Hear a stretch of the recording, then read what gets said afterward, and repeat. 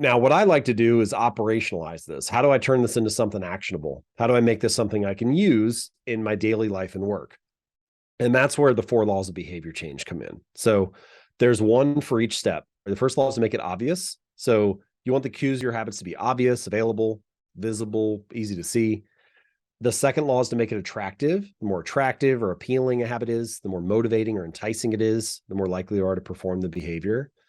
The third law is to make it easy. The easier, more convenient, frictionless, simple a habit is, the more likely it is to be performed. And then the fourth and final law is to make it satisfying. Again, the more satisfying or enjoyable a habit is, the more likely it is to be repeated. So just as a quick recap here, if you're sitting there and you're thinking like, man, I keep procrastinating on this habit, I'm just not sticking to it, or, I'm having trouble getting started.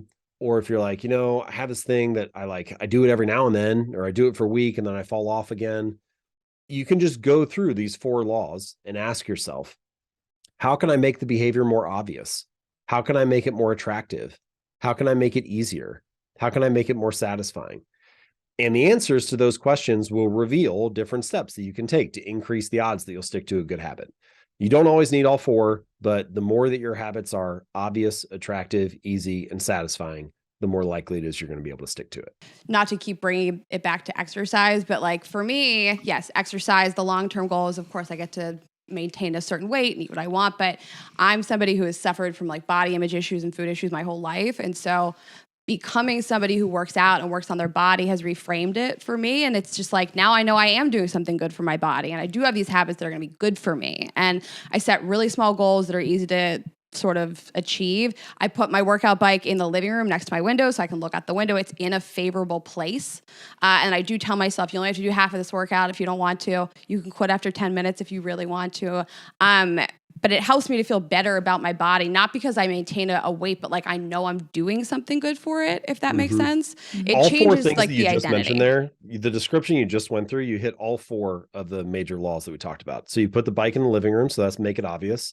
You put the bike next to the window so that you have like a view that you enjoy or that it's more attractive for you. So that's make it attractive. You said, I only have to do 10 minutes if I want to. I don't only have to do half of this. I don't have to do the whole thing. So that's make it easy. And then you just talked about how you feel about yourself, how it like feels better to be that kind of person. And so that's make it satisfying, make it rewarding. And so all 4 of those forces are working for you in that current setup.